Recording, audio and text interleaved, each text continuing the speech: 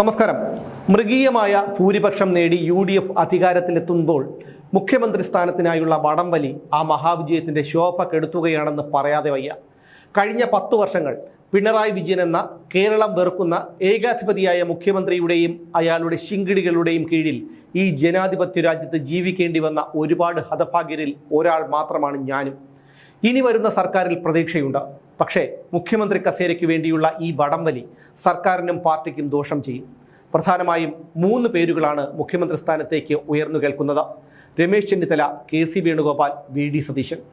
UDFന് ഇത്ര വലിയൊരു വിജയം കിട്ടിയത് പാർട്ടിയുടെയോ പ്രതിപക്ഷ നേതാവിൻ്റെയോ പ്രവർത്തന മികവ് കൊണ്ടല്ല. അത് പിണറായി വിരുദ്ധ വികാരവും ഭരണവിരുദ്ധ വികാരവും അലയടിച്ചതുകൊണ്ട് മാത്രമാണ്. KC വേണുഗോപാൽ മുഖ്യമന്ത്രി സ്ഥാനത്തേക്ക് വന്നാൽ 2 ഇടങ്ങളിൽ ഉപതെരഞ്ഞെടുപ്പ് നടക്കേണ്ടി വരും.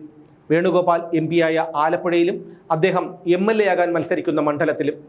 നിലവിൽ ജയിച്ച ഏതെങ്കിലും ഒരു MLAയെ രാജിവയ്പ്പിച്ചതിനു ശേഷം വേണുഗോപാൽ അവിടെ മത്സരിക്കുമ്പോൾ ജനം എല്ലാം മറന്ന് വോട്ട് കുത്തി ജയിപ്പിക്കണമെന്നില്ല.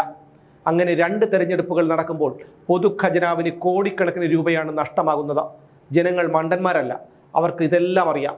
അങ്ങനെ അറിയാം എന്നുള്ളതിൻ്റെ തെളിവാണ് കോടികൾ മുടക്കി PR വർക്ക് നടത്തിയിട്ടും മോഹൻലാലിനെ വെച്ച് വെള്ളപൂശി വെളുപ്പിക്കാൻ ശ്രമിച്ചിട്ടും പിണറായി വിജയനെയും LDF സർക്കാരിനെയും ജനങ്ങൾ ചവിട്ടിപ്പുറത്താക്കിയത്.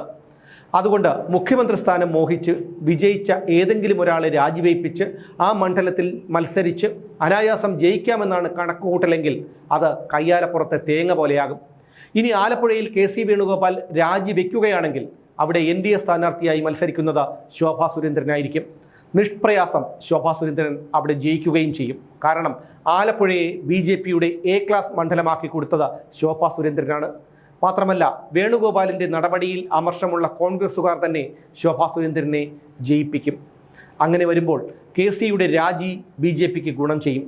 യഥാർത്ഥത്തിൽ വേണുഗോപാലിന് വേണ്ടി നടക്കുന്ന പ്രചാരണങ്ങളെല്ലാം PR വർക്കിൻ്റെ ഭാഗം മാത്രമാണ്. ശക്തമായ വേണുഗോപാൽ വിരുദ്ധ വികാരം അലയടിക്കുന്നുണ്ട് എന്നതാണ് യാഥാർത്ഥ്യം. മുഖ്യമന്ത്രി സ്ഥാനത്തിനു വേണ്ടിയുള്ള ചരടുവലികളും വടംവലികളും ഒരു വശത്ത് മുറുകിക്കൊണ്ടിരിക്കുമ്പോൾ ആര് മുഖ്യമന്ത്രിയാകും എന്നതാണ് എല്ലാവരെയും ആകാംക്ഷയുടെ മുൾമുനയിൽ നിർത്തുന്നത്.